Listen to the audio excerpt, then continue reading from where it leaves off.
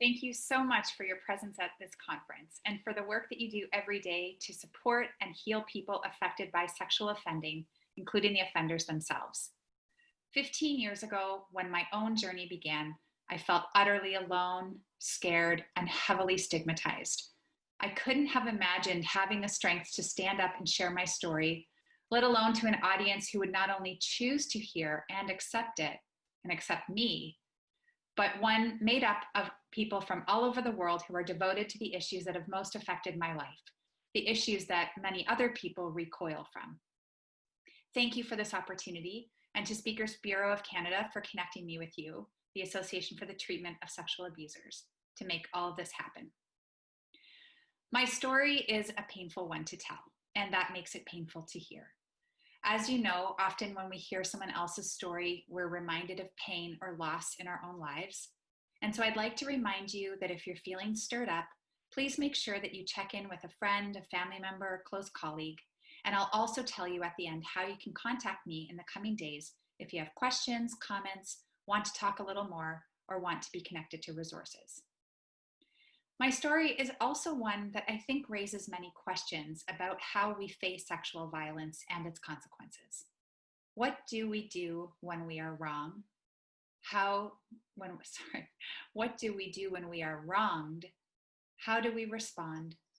Will the response we choose cause controversy or alienation? Or will we be lauded for acting in the right way? And who will decide what is right? What happens when people or systems we rely on let us down? If justice turns out not to be something that is served, but something we have to work for? What if revenge and retribution don't heal? How do we move forward? And is there a place for forgiveness? I can't answer these questions for you, but I can tell you what it was like to face them in my own life. My story begins in 2005, 15 years ago, and it involves events that shattered trust, caused profound loss, and broke apart the life that I knew. There were times when all I or anyone could do was put one foot in front of the other, if for no other reason than the fact that life went on and we were in it. Living fully again, let alone having hopes and dreams, seemed almost impossible. And connecting with the person I'd always known myself to be, joyful, outgoing, and energetic, was a long way off. That woman had been a high school guidance counselor. I loved working with teenagers, and I felt privileged to be the person in their lives who listened to them and who promoted a healthy climate of school, of inclusion and mutual respect.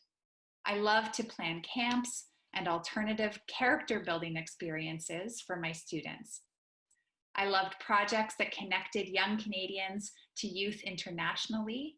As you can see here in my Spanish class that I taught in my first year of teaching, I had all of my students translate a children's book, and we sent them all down to Ecuador, where I used to live. And I also found challenge and gratification in piloting a special outreach program for our city's homeless youth, so many of whom were involved in the criminal justice system as victims, offenders, or both. Many had fled homes riddled with abuse. All of my students needed safety, shelter, and support to break the cycle of violence. Outside of my work at the school and the alternative program, I was an active volunteer in the community, Peterborough, which is a couple of hours north of Toronto in Canada, where I'd graduated from Trent University several years before. Since that time and throughout my 20s, I'd lived and worked in Ecuador, in a remote community, learning about community development and the inclusion of women's voices. And I think this was my very first group, support group that I ever ran. It began as a group for women to learn how to knit, but what I soon found is that coming together created a really safe space for these women to talk with each other about what was going on behind closed doors, and that often included violence and alcoholism. Since my time in Ecuador, I traveled as much as I could. I attended Teachers College in Toronto, and then I began my career in education in Kingston, a couple of hours east. After that, I returned and found myself a homeowner who took pride in my little house, my first little home, my neighborhood, and I was also a happy newlywed. married to my soulmate, Jason. I'd recently been elected to the board of the Ontario School Counselors Association, and as the youngest serving director, I was enjoying making a contribution to education and counseling and mental health at the provincial level. I was on track for an exciting and a rewarding career. Jason was a new graduate of art school, and having earned straight A's in his drawing and painting program, he was preparing for a career as an illustrator while working part-time at a health food store. He too was on track for a bright future, but he carried with him a painful past. In 1988, at 18 years old, Jason killed his 38-year-old female roommate during an argument that got very out of control very quickly. He pled guilty to second-degree murder. With no prior history of violence or trouble of any kind, Jason was handed a sentence of life 10, the judge seeing his youth and his potential for rehabilitation in the system. And true to those expectations set out by the judge, Jason returned to society 10 years later, having served his time as a model inmate and posing no further known risk to society.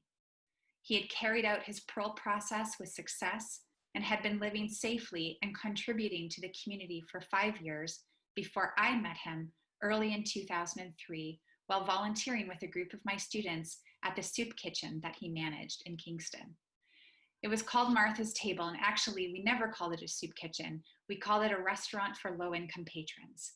There, Jason made the food from donated Kentucky Fried Chicken, remade into chicken a la king or something really lovely. And all of the patrons, up to 300 at a time, would pay $1 for the meal, but they would be treated with the same amount of respect and dignity that they could expect had they paid $100 for that meal. Jason told me of his past on our first date, which was shocking and upsetting. And I took time to understand what had happened, who he'd been at 18, and who he was in the present time. And in order to help me decide if I could accept Jason fully into my life, I met with corrections officials who assured me that he was fully rehabilitated. And I also got to know the community members who had helped Jason along his way, who had brought him into their homes and their family life for years. And I also got to know Jason. Our connection was undeniably strong, and I loved being with him, but I needed time. When I felt ready to accept Jason's past and to come to terms with his status as a parolee, I was rewarded with a wonderful relationship. We built a beautiful life together with the full support of my family, which is extraordinary. They knew all about his past. It's not something I would ever have hidden from them. And we enjoyed a harmonious relationship that was very fulfilling. Jason was someone I could absolutely be myself with. And we shared some fun adventures as we dated. Our favorite trip was out west to Western Canada, to the Rocky Mountains in the national parks to attend a friend's wedding. By this time on Jason's journey, he had built up a great deal of trust with his parole team, and it was becoming easy for him to travel. Even international opportunities were opening up as his past moved further into the past, and his present was stable and fulfilling, and the future more and more promising. We moved back to Peterborough, where I'd gone to university, so that Jason could go to that art school, and we bought a small house. We were a good pair, and we enjoyed doing projects together. We were like, I think, any other couple on HGTV. We rented tools that we didn't know how to use to try to fix up this little house that had been lived in by one family for 50 years. And this is one of my favorite pictures of this time, Jason telling me that he had to drill a hole in the side of the foundation to put in a dryer vent. And I think, squinted my eyes while he managed to do that fine. We got to get to know our neighbors and love living in our small community. Another project that we did together was the creation of a children's book that we hope to publish one day, and absolutely the only book I ever thought that I would write. It was, however, a little bit of a memoir. I wrote the story about a little girl who couldn't fall asleep, which was me, and maybe some of you out there also face insomnia. For me, it's been my whole life. So I wrote this story about a little girl who couldn't fall asleep, and Jason drew the illustrations. And here she is. This is our little character, Bea. She's awake in the night, listening to all the sounds of what's going on in the house, lonely, until a night owl comes along, swoops her up into the night, takes her on a journey across town where she sees a lot of other people who are also awake. Someone rocking a baby, as you saw in that picture. The bakers at the bakery awake at 3 a.m. doing all the baking. And she ends up feeling very comforted to know that with her superpower of being able to stay awake, she could have a very bright future. And she falls asleep peacefully thinking about that. In all of these projects that Jason and I did together, we never lost our reverence for the past, for Jason, for what he had done for his victim, as we had the opportunity to put in place a plan for the future. We lived together for 2 years before deciding to marry, and we set a wedding date for Thanksgiving of 2005. Now in Canada, our Thanksgiving is in October, early October, because by the time it gets to the end of November, as it does when our American neighbors celebrate their Thanksgiving, we find we don't feel that thankful because November is a very ugly month in Canada.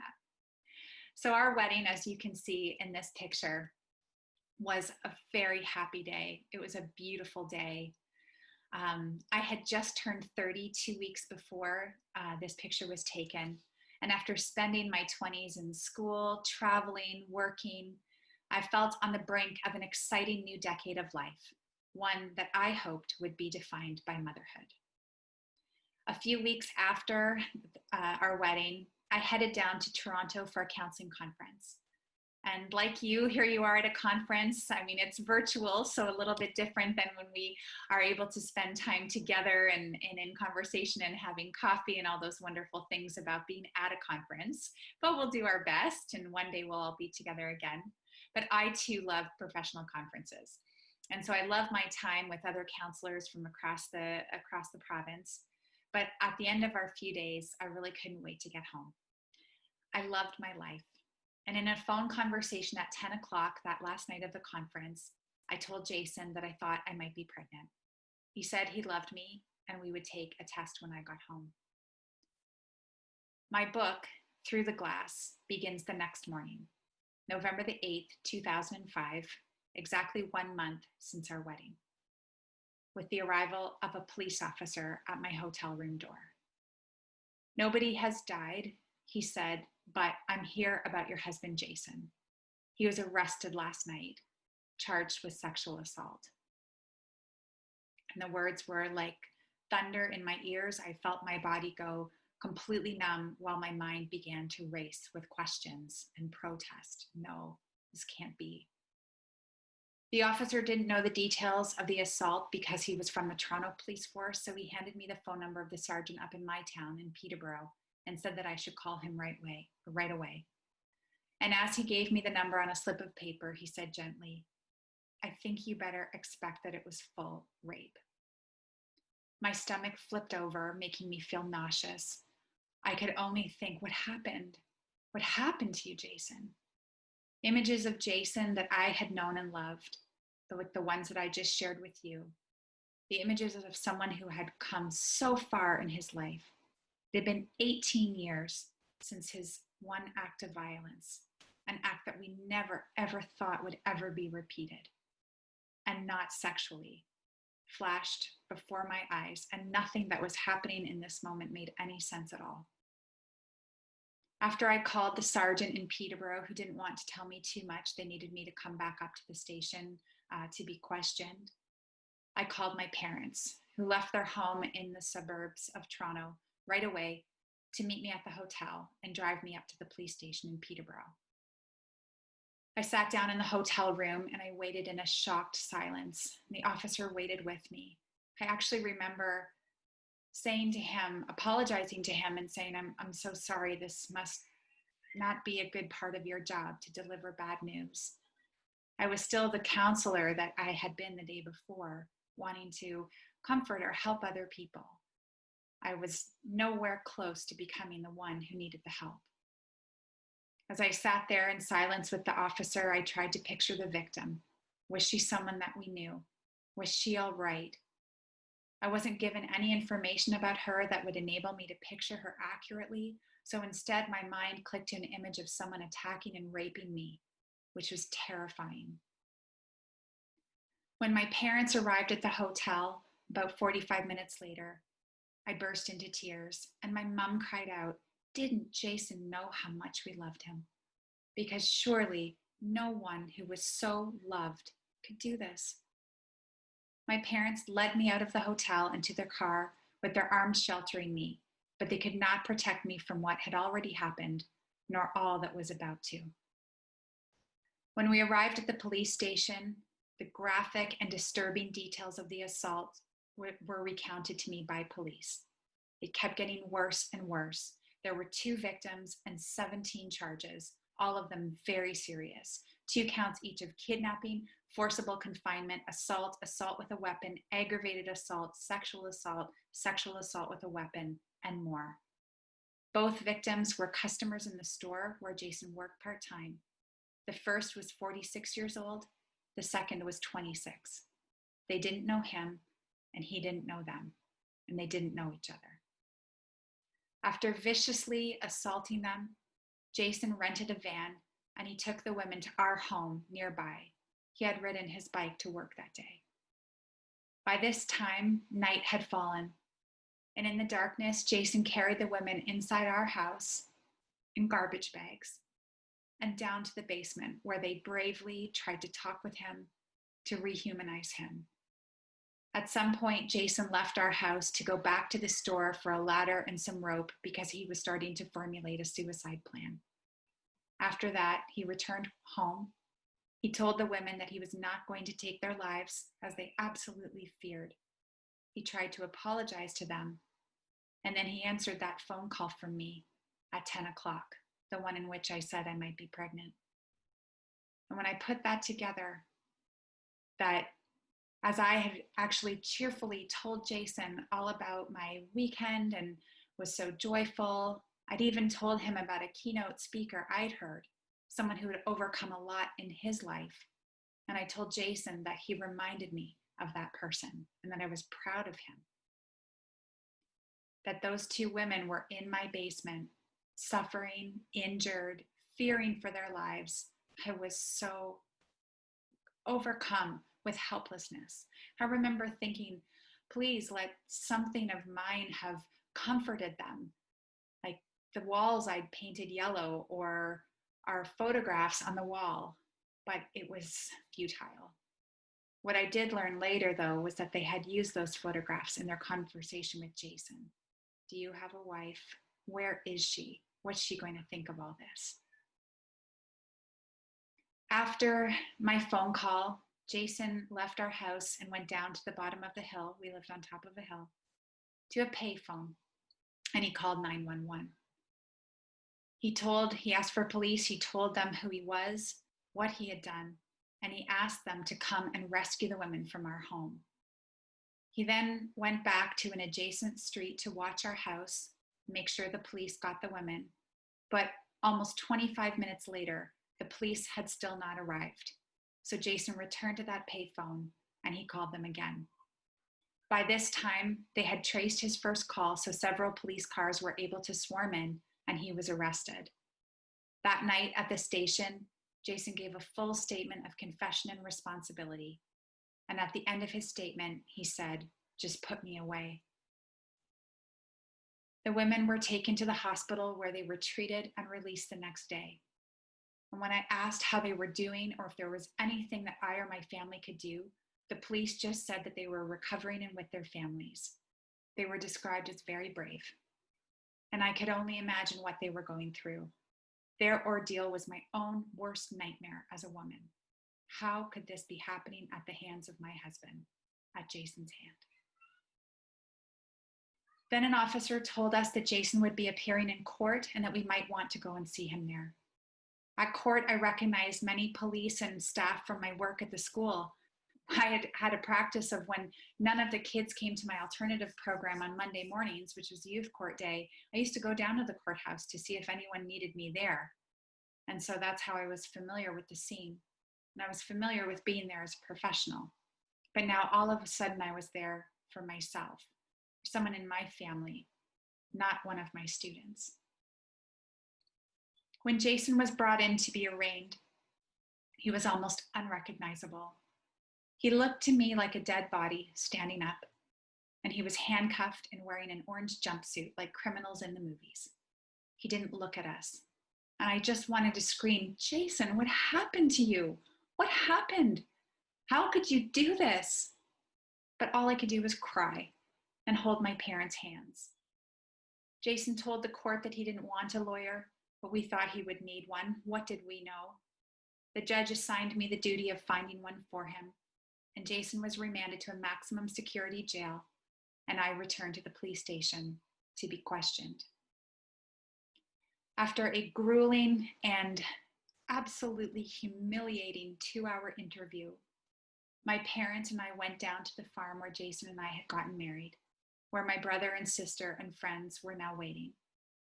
Everyone sat in a shocked silence as I told them everything that the police had told me, including the fact that Jason would be a candidate for the dangerous offender designation, which is the highest sentence we have in Canada, and would mean that he would spend the rest of his natural life in prison.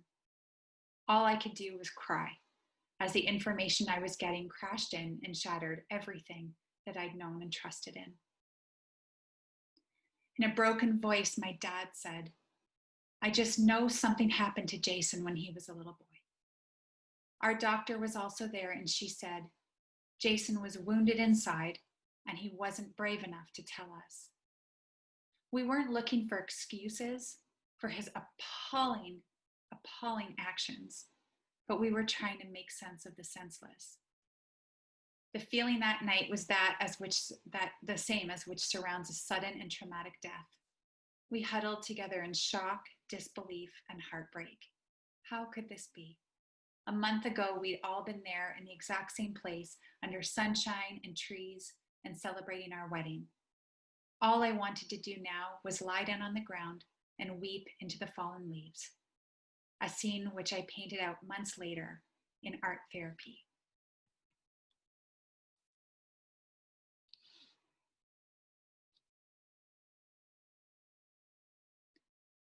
At night, my parents took me back to their home near Toronto. I wasn't allowed to return to my house. My little house was now a crime scene surrounded by yellow police tape. It would be on the front page of the paper the next morning. At my parents' house, I cycled through feelings of grief, then numbness, and then hyperactive thinking. I had so much information to process, and yet also such a lack of information. It was all so painful and confusing. Then the news reports hit the radio, newspaper, and TV, and there was even more confusion and distress. My distraught family and I were the only sources of information other than the media. I was overwhelmed with phone calls and email messages, left to answer for Jason in his absence, which I couldn't do. Relatives and friends came over to see me, and I filled them in as best I could. My teenage cousins were among them. I had come from a big family. I'm the eldest of 20 cousins, eldest girl. And I had to tell these cousins in a way that was appropriate for youth, because part of me was still the guidance counselor, the school counselor that I had been just the day before, trying to help other people. And now I was the one in crisis. This role reversal took me a long, long, long time to adapt to. My mind created a film strip of all the violence, and it circled continuously in my mind. And at night, those images formed into violent nightmares, and I would wake from them gasping for air. As I realized with greater and greater depth the losses of my hopes and dreams for my life with Jason, the torture he put the victims through, the destruction he had caused to his own life, and all the other people who would be affected by his actions, his employer who had cared about him, and whose life's work, a little local business, was also a crime scene, also in the paper. Our neighbors, our friends and family, the friends and family of the victims, the list went on, and I felt as though I were falling into a deep, dark hole. I kept picturing the Jason that I knew, alone in a jail cell, and that was also heartbreaking. Yet I didn't know if that man still existed. I needed to talk to him and get some answers. And so 3 days later, I went to the jail where Jason was being held in solitary confinement. And I'd like to read that scene to you from my book.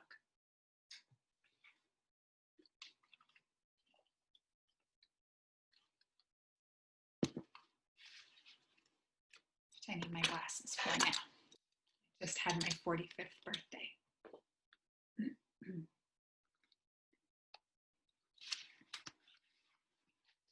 I was still getting my bearings when Jason came through the door on the other side of the room, face down, drawn, and grim. He was wearing the same bright orange jumpsuit. Was this my husband I was seeing through the glass? Jason looked up, our eyes met, and we both began crying uncontrollably. I put my hands up to the glass, Jason, but he couldn't hear me. He pointed to a phone receiver on the wall beside me, and he picked up an identical receiver on his side. I cried into the phone, Jason, what happened? What happened? I don't know. He was sobbing, almost unable to speak. I don't know. I'm sorry. I'm so sorry. We stood there for several moments, each of us holding a phone receiver in one hand, the other hand pressed against the glass, our palms together but unable to touch. It was hard to stop crying, but I had a million questions. And first I asked my mom's question. Jason, didn't you know how much I loved you? How much we all loved you? He shook his head. I'm sorry. I'm so sorry. I didn't really know. And as I looked into Jason's eyes, I recalled a school picture taken when he was 6 years old, the year his dad had died. In it, his face was solemn and his eyes were dark with sorrow and profound loneliness. And they were the exact same eyes that I was looking into now, 30 years later. What had happened to Jason that would make him not know or be able to accept that he was loved? Hearing Jason's initial apology, as broad and sweeping as it was, and witnessing his remorse, I saw before me a human being, one that I had trusted and shared my life with. And despite his horrific betrayal, I couldn't feel anger at first, and that would come to disappoint many people. Instead, all I felt was the most profound sadness I had ever known. And as I looked through the glass, I was struck by an awareness that maybe in a different life course, it could have been me on the other side. I hated Jason's actions. I was just disgusted by them, but I could not simply hate the person. In that same visit, Jason also told me that he had been filming me and others in the bathroom of our home on several occasions leading up to the assaults, crimes of voyeurism that I also found repulsive. The following week, the police had me go to the station to watch all the videos and identify each of the victims. There were 22 more, all friends and family and people who'd been in our home. Being a victim of this offense is what gave me official victim status in the legal process. But in many instances, instead of being supported and helped, I was further victimized. I was ignored by the Crown Attorney, and when I went to ask for help from victim services at the police station, the counselor there looked me up and down and said, "What are you doing here?" Then she told me coldly that I needed to give other people time and that I needed to understand how serious the crimes were, as if for 1 second I didn't. I had had to clean up the crime scene in my basement. When I asked her how the two women were doing and if there was anything I could do for them, she dismissed me from her office and told me that the victims did not need to hear from Jason's arena. And I was devastated. The irony, of course, is that I had gone to victim services in desperate need of help. I had just learned that I was losing my position at the school because of what Jason did. In a re-entry meeting at the board office, held near the end of my 3 or 4 week short-term leave, my principal told me that some staff were questioning how I could be a good counselor when I was married to this monster, and that I now represented something terrible. It was too difficult for people to see me. My principal, together with the superintendent, banned me from entering the school without permission and told me that I'd be relocated to a school outside of town when my doctor said I was ready to come back to work. I was made guilty by association, shunned from my professional community and the relationships I valued with students, families, and colleagues. I never even got a chance to say goodbye. And I wondered, How did all of these students feel when I just dropped out of their lives?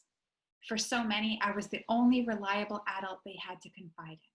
I knew they would feel abandoned, a pattern in their lives for so many of them. The ripple effect of Jason's crimes were widening.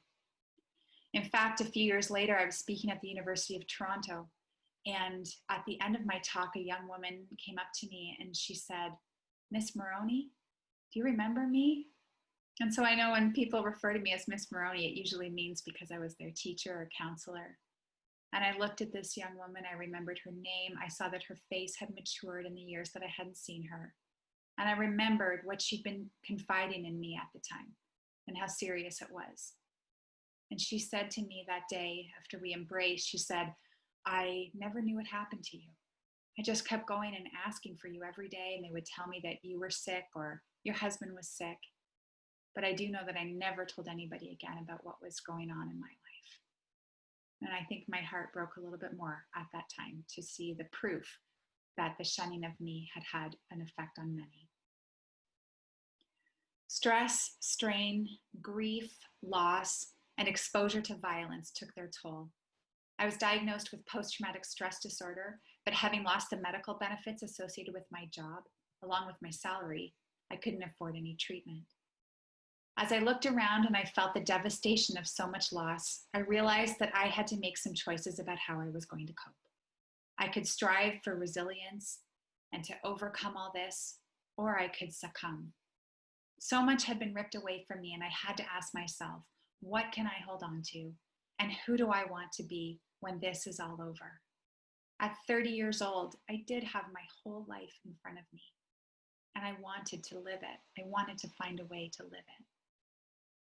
I started to take a problem-solving approach, and it was probably helped by my background as a counselor to apply all the things that I'd told young people in my career would help them, I knew would help me as well. And through the fog of that very real trauma, I had to believe in a future. I felt a sense of duty as well, both to myself and to the other people in my life, to try to move forward. I couldn't allow Jason's violence to take everything. And these were positive points, but still I faced a lot of risk factors: a lack of work, stigma, social anxiety, health problems, financial insecurity, and difficulty accessing community supports. I found very quickly that there was no such thing as an organization that would welcome the family member of an offender, let alone the family member of a sex offender. Step by step, I started to make a plan, and my background as a counselor, as I said, helped me to do this. The first thing that I knew I needed to do was to regain control over the images of violence in my mind and stop the endless film strip from running on its circuit. I needed to sort through the rubble before I could even think of building something new for my life. I knew that I didn't want to turn to medications that would suppress my emotions for the time being. I needed to express them. I needed to get them out. And my family doctor, who I soon became on a first name basis with, Sue, came for a home visit.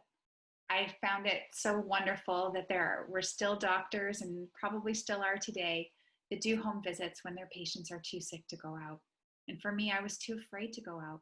I didn't know if I would run into someone on the street that had known what happened. I didn't know if I would run into one of the victims and not be able to recognize her. I knew their names from the search warrants in my house, but I didn't know what they looked like. So I didn't know if on the street I would be embraced, or I would be shouted at, or someone would cross the road. And that's what it's like to bear a stigma. And so Sue came to my home, and she gave me the perfect prescription. She recommended that I try to create something with all the art supplies that Jason had left behind, as she stood in his art studio room and looked at everything. It was like a life stopped in time.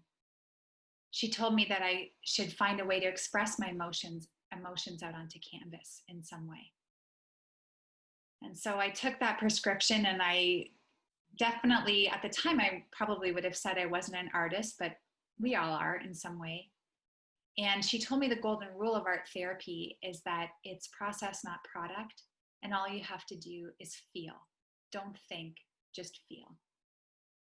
I decided on collage because it felt that that was the perfect medium. Everything was in shards. My life was in shards. I was drawn to images of broken glass, like you saw in the image before of me lying on the leaves, and scraps and things torn and broken. So I gathered images that held meaning for me. And 2 weeks later, I arrived at Sue's office that day, well enough to go out, strong enough to go out, with this piece in hand, which I call the shattering.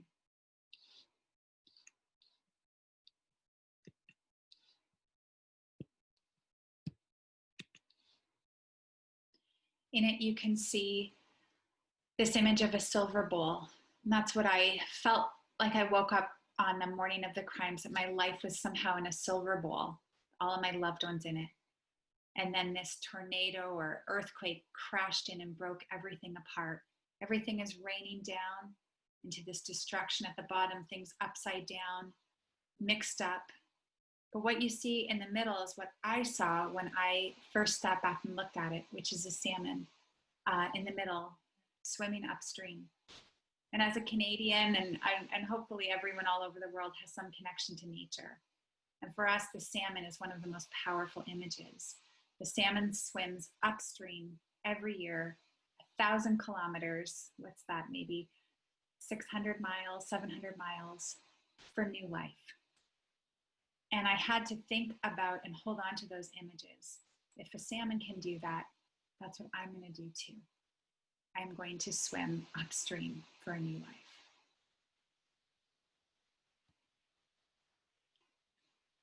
It was in this way that art provided an excellent and safe outlet for my emotions. When I did get angry, that emotion that so many people wanted to see, in almost felt like a pressured and lustful way, when it did come on, it was almost a year later. It was so overwhelming that I didn't know what to do with it. I had no familiarity or practice with the kind of rage and frustration that was in me by that point. And it wasn't only at Jason, it was at the systems that had taken over my life. All I knew was that I had to get it out. And so I tried painting it, and it looked like this. It was ugly, it was raw, and it was frightening. And when I sat back and looked at this painting, I realized the power that this kind of anger had to take over me. And that I too might be capable of violence if I bottled it up inside. And I definitely didn't want that. Meanwhile, as I continued to paint and talk with my doctor, the therapist I had, my family doctor, I continued to visit Jason in jail and ask him the questions that I needed to. What happened? How could you do it? And what was wrong with you? What was going on in your mind? And I wrote about all of these conversations in my book, and the answers that Jason was able to provide, and all that still remains a mystery, as well as my desperate search for answers from professionals like yourselves and from literature. I put away my books about pregnancy and baby names, and instead poured through books about sexual deviance, pornography addiction, and the effects of childhood sexual abuse, as well as dissociated identity disorder, all of which were suggested to me either by what Jason was disclosing in our conversations or by the professionals I was able to connect with. I needed to try to understand. I also searched every inch of my own home for clues about what had gone wrong inside of Jason. Was there anything that I should have seen? There wasn't. You can imagine that much of the talk on the outside in my community was, she should have known, or she did know. And that was very painful. Jason hadn't given me or anyone else a chance to help him or to prevent these crimes. He seemed to have two completely separate identities, one of which he kept entirely secret. His crime as an 18-year-old, now 18 years ago, did nothing to prepare any of us, family, friends, or professionals, for his reoffending, although many on the outside were quick to say that it should have. And this was a painful judgment. Throughout all this searching, I was grieving like a young widow, but I was afraid and uncertain about who I could share my grief with.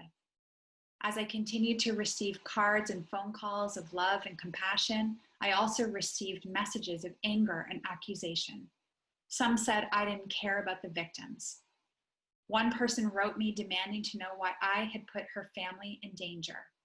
No one blamed corrections or the parole board for having released Jason. They simply blamed me for having trusted both them and him, calling me naive or delusional. Relationships came to an end, and there was loss upon loss upon loss. I told Jason in our visits about what was happening to me out in the community because he needed to know. And though he became even more devastated, remorseful, and disgusted with himself, he was powerless to take on the anger and disgrace that was being put upon me. For 9 months, he was locked away in solitary confinement, and I was left to deal with the aftermath. I realized then a truth about jails and prisons that I'd never known, that just as they keep society safe from dangerous people, as long as they're locked up, they also protect those same people from facing up to the harm they caused, from being able to make amends, and from being meaningfully accountable for what they did to the people that they hurt. And I began to hope that I could one day work to fix this. But first I had to fix myself. No matter what sentence Jason eventually got, I knew I didn't want to be sentenced to a personal prison right along with him. I had to do more than just survive. I reshaped my career and future by pursuing a master's degree in England, although I hardly remember filling out the application, nor for that of a scholarship, which a miracle day happened when I won it. And this took me out of the community that I'd loved, but that I no longer felt safe in. And though I would be away from my supports, I would also be removing myself from the harmful aspects of stigma and the media. Social media wasn't even a thing yet, and thank God for that, because with the clients and people I work with today, it's an even bigger nightmare than it was at the time. I arranged to continue my counseling sessions with my family doctor via Skype, the modern home visit, and family and friends began planning trips to spend time with me. And I was grateful. Gratitude fueled resilience. I chose to study trauma and restorative justice in my master's of social work. And I knew the basics of restorative justice from a workshop that I'd attended as a guidance counselor a year or so before. I'd just been drawn to it with all the students that I had, as I mentioned, all those in systems and living on the streets and whose lives were just controlled by offending and victimization. I love the word restorative. It sounds positive, dynamic, and forward-moving, and I'd wanted to know more about it. It simply appealed to my senses. So in my studies in my master's, I learned a great deal. I learned that our conventional criminal justice system responds to crime by asking 3 main questions. The first question that we ask is, what law was broken? And we usually see that reflected in the list of charges. And then we ask, who did it? And it's rare that we have someone like Jason who says, me, I did it. And in fact, what I saw in my justice system, that was so rare that it almost wasn't believed. How could somebody actually admit their guilt? And it led to a very long trial. And finally, we ask, if we find out who did it, that is, what punishment does that person deserve? And these are 3 very important questions, but they're also somewhat limited. This type of approach puts the state and the accused in the center and the victims around the periphery, typically using victim stories only to achieve a conviction and to influence sentencing. The focus is on retribution. The ripple effect of crime through families and communities is seldom addressed, and the participation of those affected is minimal or absent. Offenders are sent away to serve time, and in Canada, in my country, almost all are returned to society, having had minimal or no treatment at all. At its core, restorative justice sees crime and violence not as an assault on the state, but on human relationships of trust. And therefore, justice is an attempt to restore, to bring back, to recreate, to repair, or in some cases, build for the first time, trust and safety within relationships through accountability, dialogue, empathy, and an effort to make things right. These relationships might be individual, and they can involve families, schools, neighbors, or entire communities. So restorative justice poses 3 different questions. Restorative justice asks, who has been harmed? And as soon as we ask that question, we are opening ourselves up to understand the true ripple effect of crime. And that includes the offender, him or herself. We ask, what are their needs? And who do we ask? We ask those people that were harmed. We give them voice. And then finally, we ask, whose obligation is it to fulfill those needs? Not all of our communities and countries are rich in money, but we may often be rich in resources. We may be able to have people who can offer what victims and survivors need: counseling, opportunities for education or to rebuild their lives. Sometimes those needs are money. Who can fulfill those needs? And what can the offender do? As I learned about this approach, this restorative approach, I hoped in vain for these questions to be raised in the aftermath of Jason's crimes, especially because he had admitted his guilt and given a full confession. And the taking of responsibility is essential to any restorative process. Instead, Jason's case moved like a glacier through the system. It took more than a year just for a Crown attorney to be assigned. Almost a year after that, Jason underwent a 60-day psychiatric assessment during which he spent only a few hours with a psychiatrist who diagnosed him as having sexual sadism and a personality disorder not otherwise specified. This diagnosis left me with more questions than answers. But when I asked for the chance to pose my questions to the psychiatrist, I was made to feel stupid, naive, and I was judged. The only proposed treatment plan was chemical castration, and it was clear that the psychiatrist didn't believe that a monster like Jason deserved anything else. There would be no investigation into his own trauma that he had survived, and I felt trapped in limbo, uncertainty, and sadness. Finally, in the spring of 2008, 2.5 years after the crimes, Jason signed papers instructing his lawyer not to contest the dangerous offender designation. And this had never before happened in Canada. A final day in court was set, a day on which I was invited to give a victim impact statement. I wanted my opportunity to be that of finally letting the victims know how much I cared about them and how much my family felt for them. And that we weren't simply on Jason's side, that we were there for them too. And I knew that they would be in court. I also wanted to give a statement so that the Crown Attorney and the victim services personnel would know what it felt like to be ignored and polarized. And I wanted the press to know what it felt like to be at their mercy. I wanted to share my thoughts and feelings from my perspective as not only a victim of this specific offense, voyeurism, which honestly was the part of this experience that affected me the least, or was the way in which I was least victimized, but also as the family member of the one who offended. I wanted to say all of this where there might be some people present who could have helped me or who still could. More than anything, I wanted a voice. I wanted to stand up for myself because I felt as though I had been on trial. When I was called to the stand, I felt very nervous.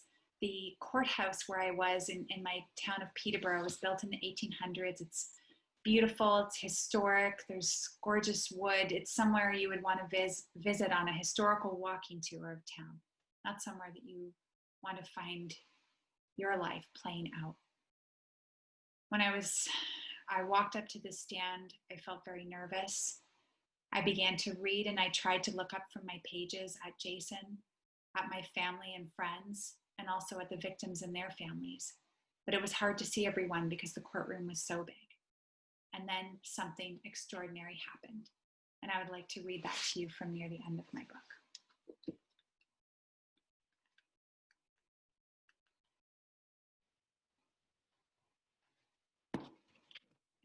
Glasses again.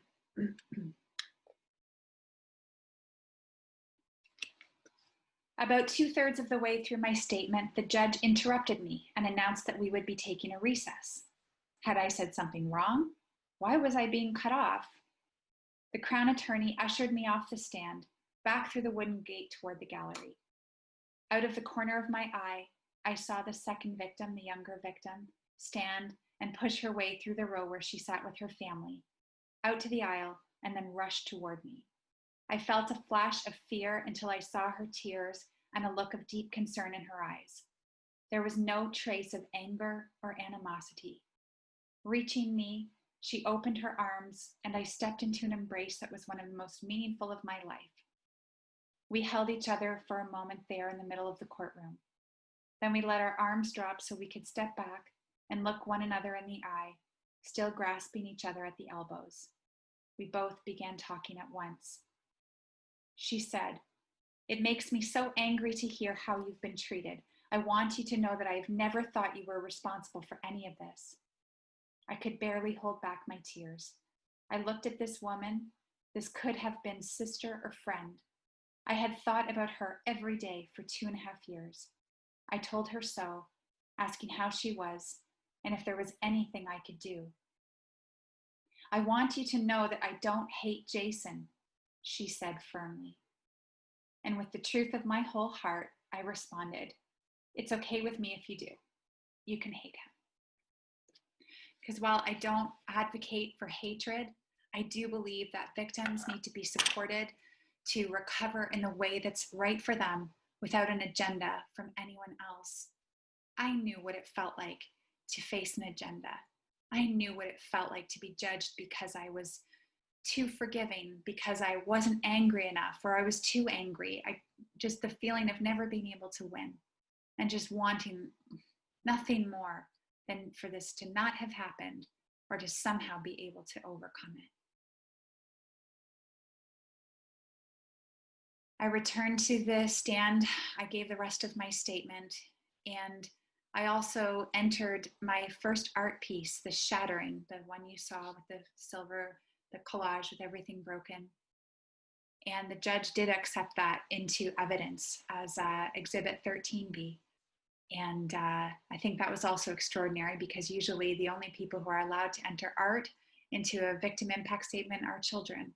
But sometimes there are just images that, as we say, express more than 1,000 words.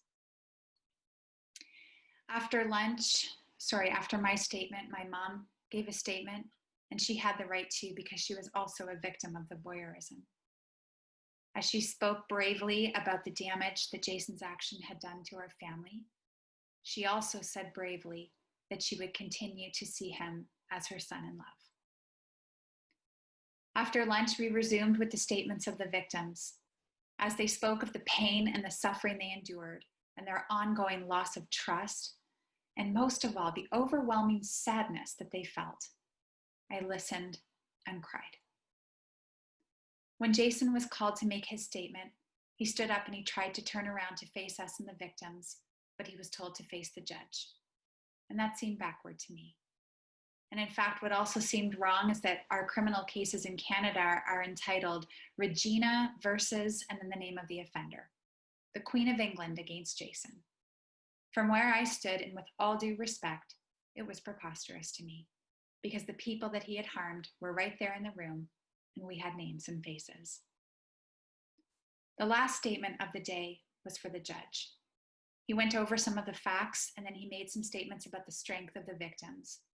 He said that Jason was talented and intelligent, but that he had a great capacity to fool people, which stung because that seemed to make us the fools, to enact violence, lack empathy, and that he was unpredictable.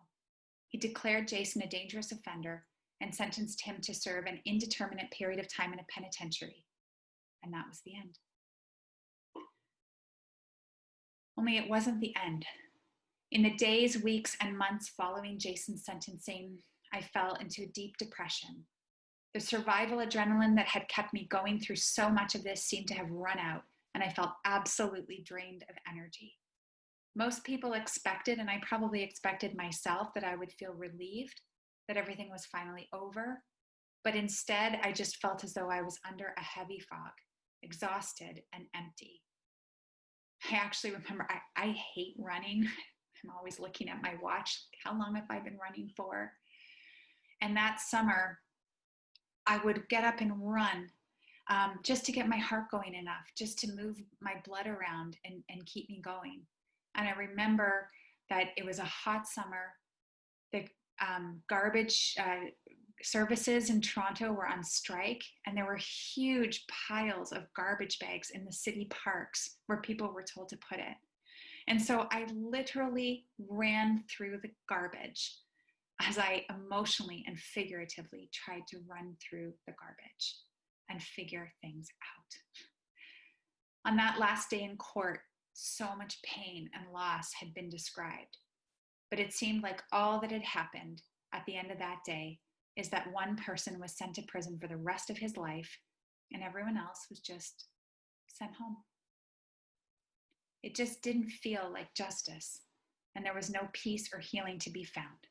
That was something that I realized I and all of us were going to have to create for ourselves.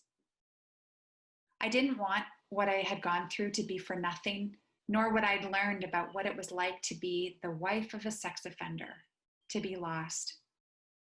I knew that there must be more like me, but in all my search, I'd never found anyone. I wanted to do something good with what I'd learned. And so I began to share my story to listening and active audiences at justice and mental health conferences, audiences like yourselves. And that was so much different than reading it in court. It was so healing. And it was so hopeful. By the 3-year anniversary of the crimes, the landscape of my life was still made of broken glass, as you can see in this painting, but I was learning how to walk again. Jason and I finalized our divorce, and I let go of the life we'd had and set foot upon the roller coaster of dating. Now, dating, as we all know, is an experiment in vulnerability, even for the average person in regular circumstances. But for someone like me, who'd been so badly hurt and who also had a story to disclose, it was very, very challenging. And some people would ask me, how could you ever trust again? And maybe you're thinking that too. But all I can ever say is, how could I not? Because what kind of a life would I have? A life without trust is no life at all. This piece of art, which is the one of the last ones I did during this period of time, depicts my process of letting go, of unweaving. The life that I'd shared with Jason was like a tightly woven tapestry, ripped apart by violence and betrayal. In the early days, some of the threads were actually worked back together by the restorative dialogue we held, in which he was accountable and remorseful, and I had an opportunity to ask all of my questions. The frame around the loosening white gauze represents that struggle. I put the gauze for me was to represent a kind of a torn apart wedding dress. And the frame around it is trying to preserve what I could while letting other threads fall away. But the first time I showed this, someone said to me, there's so much movement in this piece, and maybe you can see that too. She said that she could see 2 dancers, and maybe it wasn't a torn apart wedding dress, maybe it was a new one. The beaded necklace in the center was given to me before the crimes by a longtime friend, but our friendship did not survive the aftermath. I still wanted to wear the necklace. I love jewelry, but the first time I put it on, it broke. And then I kept fixing it, and it kept breaking. And so finally, I just glued it to this canvas, and it serves for me as a reminder that sometimes what is broken cannot be fixed, and our challenge then becomes acceptance. There are so many things we don't have to accept. There are things that we can change. I imagine how different my own experience could have been had there been less judgment and more compassion from the beginning. Had Jason undergone comprehensive assessment and treatment back when he was a teenager that could have prevented his reoffending and gotten to the root causes? Had the ripple effect of crime been stopped by a restorative approach in place of shunning and isolation? We know that mere incarceration does not work as a deterrent, and that without treatment and intervention programs, inmates become institutionalized or they are exposed to even more antisocial behavior on the inside than they were on the outside: gangs, drugs, and violence. We know that the overwhelming majority of sex offenders have also been victims of sexual abuse and assault, and that it, for some reason, is appallingly acceptable by society for the incarcerated to be victims of sexual assault inside prison. As Jason once said to me, "I didn't go into prison as a sex offender at 18, but I guess I came out one." He also came out of prison as a victim of gang rape, for which he was never treated, nor were his assailants brought to any level of justice. And we must remember what Gandhi said: "An eye for an eye, and the whole world is blind." We can provide support to victims and offenders. One does not need to exclude the other. We can care about victims and offenders. We are capable of that complexity. We can want an offender to heal and still hold that person accountable. We also know that it is impossible to punish the mental illness out of a person, and that hurt people hurt people. We know that unresolved trauma and grief can turn into acting out behavior, that PTSD can cause violence, that people who feel powerless sometimes try to find power in hurting and harming others, even their own families. When we take an approach to sexual violence that addresses the root causes on the part of the abuser and gives voice to the true impact it has on the victims, we make education and mental health the focus of the justice process. And then we stand a good chance at supporting all those affected to regain dignity and safety. I want to be a part of a society that promotes and supports the recovery of all people affected: victims of the offenses, collateral victims like the family of the offender, and the offender themselves. Right after Jason's crimes, a friend demanded of me, "Don't you know, Shannon, that these women will never recover?" And I was incensed. To me, he was only victimizing them further, condemning them ruined for life. And we cannot live in a society with such an attitude. We must provide support for victim recovery, which means giving choices back and options back to people who have had their choices and options taken away. One of my personal choices was to forgive Jason, never to condone what he did, but to commit to seeing the human being behind the horror. And sometimes people criticize forgiveness. They say that it's weak or that it lets someone off the hook. But what I know is that entering the forgiveness process and living it day after day, year after year, has been one of the hardest things I've ever had to do. But it has had so many rewards. It let me off the hook. It released me from holding a lifetime bond to the violence that I hate so much and the betrayal that was so destructive. And though at one point in a visit I offered the forgiveness to Jason, it turned out to be the best gift I ever could give myself. It was in forgiving that I regained my ability to love, to trust, to live fully, and pursue new dreams. At a Valentine's Day party almost 10 years ago in 2010,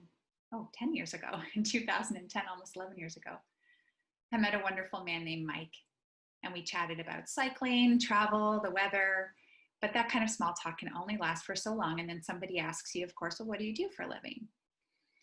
And in that moment, I had a choice. I could say that I was a supply teacher, a substitute teacher. That's what I was doing to pay the bills while I worked on writing my book. Or I could just go ahead and tell him about my book and my work as a speaker.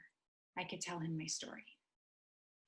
And as you might know from personal experience, when you have a painful story, or even for many of you, I'm sure you have jobs, you do work that can be, we can probably level a dinner party when you talk about it. And there's always that critical moment when you have to decide whether to say it or not. Because when you do, you'll quickly learn a lot about the person you've told, where they're at in their lives, and what they can handle. You'll be welcomed or dismissed. So I decided to tell Mike just to get it out of the way. In a way, it was kind of like Jason telling me on our very first date in the first 5 minutes about his story, that he had been incarcerated. And after I told Mike, I just told him, not the version I've told you in this last hour, but about the 7-minute version of my story. He looked at me squarely in the eyes and he said, I never would have known that something so terrible happened to you. You seem so normal. Would you like another glass of wine? And that was, I think, the best compliment I ever got. Mike was in fact remarking on my resilience. Normal development through abnormal circumstances. This is one of the most accepted definitions of resilience to be found in current literature. Normal development through abnormal circumstances. It's the sense that you're still yourself, with potential to grow, to participate in the world around you, and to quite simply live life. We have very little, if any, control over what happens to us at the hands of others, but we do have a say in how we respond. We can be elastic or we can snap. We can reach out for help or we can isolate ourselves. We can accept adversity as our lot in life, or we can strive to overcome it. And as friends, neighbors, and professionals, we can be helpers or hinderers. It's up to us. So what is it that builds and sustains resilience? This is something that I think about a lot and that I'm asked a lot. And this is what I've come up with, the 6 R's of resilience. Resolve. That's making a decision, a personal commitment. I am going to get through this. Maybe it's even something really small. One of my resolves, I think it was day 2, I decided I was going to get up every day and put on my earrings. And that would be a symbol to myself that I was going to get through it. And I did that every single day except for one. And of course, I'm wearing earrings today. I tell people in my life now, if you see me not wearing earrings, please get me some help. Ask me what's wrong. We need, in addition to that resolve, we need relationships. We need lots of people around us who are understanding, who are non-judgmental, who can help us do things like from the everyday tasks that become hard when you're in trauma to the bigger things like talking through it, finding answers, finding a path forward. We need resources. We need communities that are open to us no matter how stigmatized our loss is. We often need financial resources. We need counseling resources. We need resources that are made available and accessible to all people. I think it's important for me to acknowledge that I am a middle-class, English-speaking, educated white woman. And my journey was not easy. But I know that my kind of journey is much more difficult for people who are racialized, people who haven't had the opportunities that I have had for education or to have a loving family that gave me a lot of support, and so on. And it's really important that we address that in our communities. Resilience, people building resilience need responsibilities. We need to have the opportunity to think outside of ourselves, being able to work, continue to work, or do something new, and actually be able to give of ourselves. We also need responsibilities to ourselves and to the ones that we love, that they need us. They need us to survive. They need us to thrive, and be encouraged for that. We all need role models. Before I wrote my book, I think I probably read 20 books about regular people like me that had gone through something really extraordinary. And in them, I found kinship. I looked at what had they done? How had they gotten through something?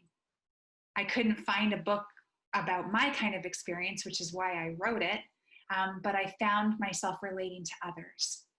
And I also had real life role models, my mom, my dad, people who have gotten through a lot in their lives. And that gave me something to work toward. And then finally, all of these parts of resilience, we need to build up our reserves, because when you're in trauma, you're using every reserve you have, every resource you have every day.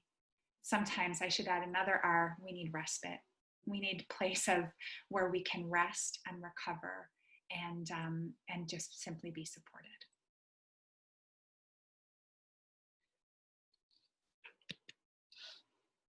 When Mike told me that I was resilient by telling me that I was normal, I did take it as one of the best compliments I'd ever been given.